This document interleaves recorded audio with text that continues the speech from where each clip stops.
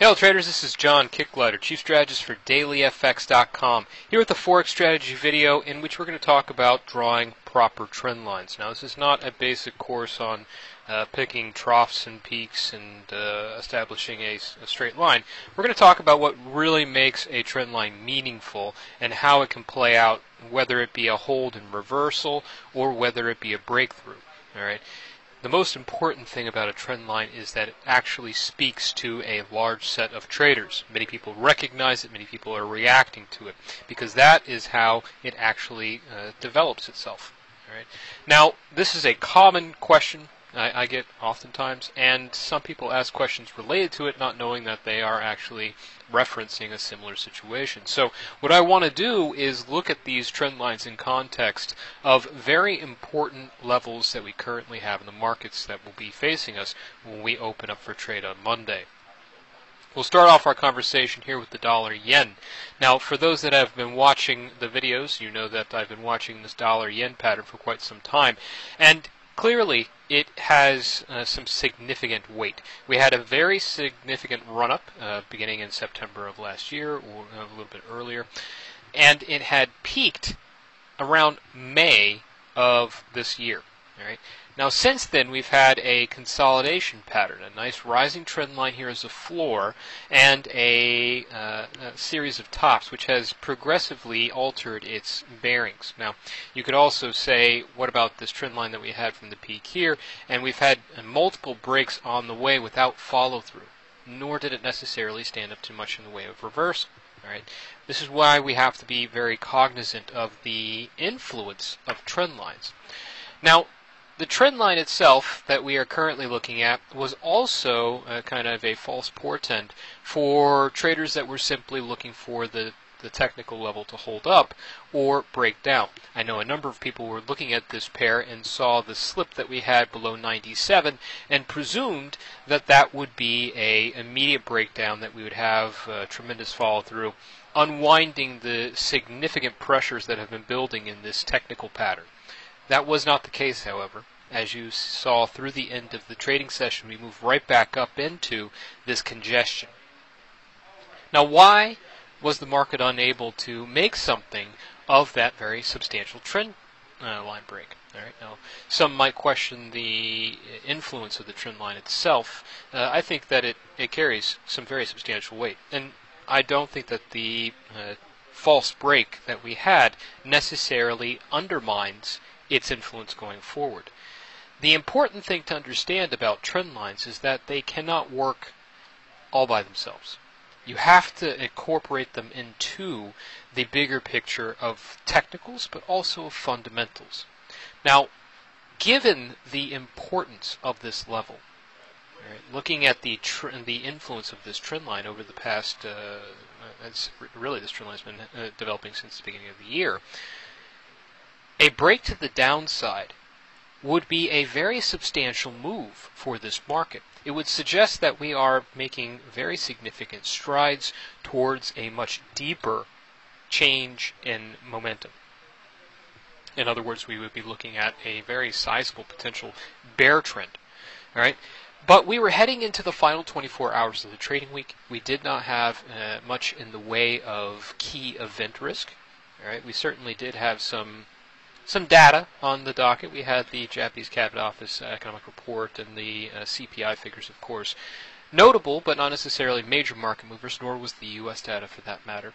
All right? And nothing there that would really speak to what is moving the yen crosses in general, risk trends.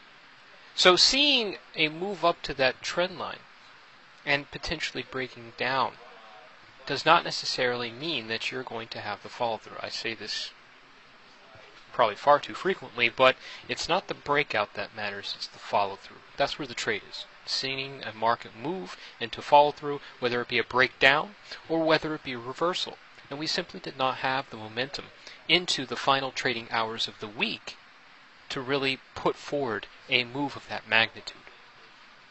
So from a technical perspective, if you're looking at the purely academic, pulling trend lines off of meaningful peak swing lows, or you can pull it off of meaningful swing highs. I like to look for 3 points. Right? 2 doesn't cut it for me. because 2 points can be virtually anything. Any 2 points can make a line, but a third, at the very least, confirms. All right? This is a higher time frame pattern. The higher the time frame, typically, the greater the influence of the trend lines. All right? It has all the elements necessary to make it academically appealing, but it does not have the fundamentals necessary for follow-through. And that is the critical component that we were looking for here. All right? So we look at something like this, and the elements, the backdrop of this trend line, all right, putting it into context of the market conditions, helps us better gauge whether this is going to be a very substantial market mover in the period, the time frame that we have.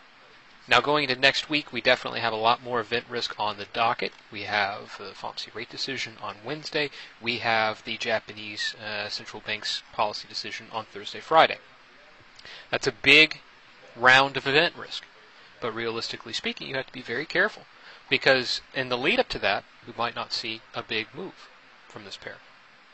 It might be a wait and see until this comes around. And once again, we could see another dip below this level, and it would not necessarily instigate the move. Right? This is why when we talk about trend lines, and many other people talk about trend lines, they talk about breaks or confirmation, whether it be a break to the downside, confirmation for a close and continuation below 97. So you look for a catalyst, something that's actually achieving this move, as well as the actual close for confirmation, or you can see a reversal under the same circumstances, something that's really driving it higher, whether it be dollar bullish or whether it be risk on that really helps out the yen crosses, and then you see the technical break and hold above that level. All right? Now, this is not just unique to the dollar yen. We can look at a number of pairs with the same critical eye. The pound dollar. All right? We had this very substantial trend line here. This is a long-term wedge pattern. We've been watching it very closely. I would say that this is certainly a tentative hold, and we are going into this knowing that there's major event risk this past London session. It held, and subsequently we are still positioned very keenly right there. Now, going forward, this is going to have the same opportunities as the dollar yen. It could be a breakout or reversal, but the thing that you need is to show conviction in the move, and that requires the fundamental catalyst to achieve it, as well as a close, a meaningful close, above or below a certain threshold. I'm looking at 162.50 and right around here at 161 as my key. Euro pound. All right, you have the 200-day moving average, not necessarily a trend line, but of similar quality. We also actually have an internal trend line of this channel, and you can see it falls right here at around 85.35. I'm not a big fan of internal trend lines. I know some of my colleagues here in Daily FX are. It can have just as much influence, but the point is, it's not necessarily the trend line itself. It's the elements that evolve around it.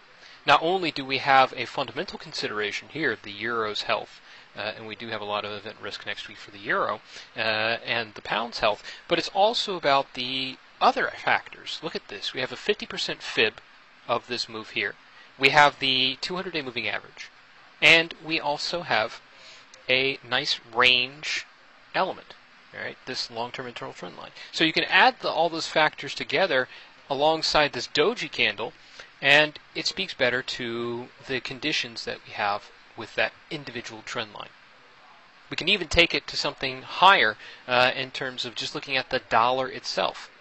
Now, this trend line that I was talking about here was quite substantial. We did get a breakdown and tentative follow-through, yet the follow-through has been somewhat weak on that trend line break. I would say that that trend line break was quite significant. You saw the market pay attention, but the continuation is curbed by the fundamental elements, the fundamental aspects. And further down, you come into a nice confluence of very significant technical levels, a 38.2 fib of this run from the swing low from 2011 to the swing high in 2013, as well as the 50% fib of the 2012 swing low to the 2013 swing high. All right, so a lot can come in and evolve whatever the conditions are. Now, a lot of these are just, you can be looking at a range reversal or a trend line reversal, which is something that we had with the S&P 500 a number of times on this floor. All right, we also even had a false break to the downside and came right back up. You can also have a trend line breakout, which is the circumstances that we've had with the dollar and the dollar yen. All right, but follow through is very different than just a technical break or technical reversal at a trend line. The trend line can be important, and it certainly is a factor in the overall trading picture, but you have to put the complete picture together. All right? To make a high probability scenario, you need all the factors, and putting it all together offers you much better trades. Lots of trend lines. I can run through a number of trend lines. You have a trend line rising, trend line here from Aussie USD. This is a daily chart. The Euro USD is at the top of this rising channel. Also happens to be a much bigger trend line here. This is only the third point of test. You have numerous trend line situations in the Euro Yen crosses. Euro Yen, Pound Yen, and Swiss Yen, all European currencies versus the Yen crosses. There are a tremendous number of trend lines out there. But whether their importance will offer us trade opportunities depends on the broader conditions. Keep that in mind, incorporate in your trading, and it will help, I think, filter out false starts and confirmed trades. All right. Good luck trading out there, guys. Have a great weekend, and we'll do our next Forex strategy video next week.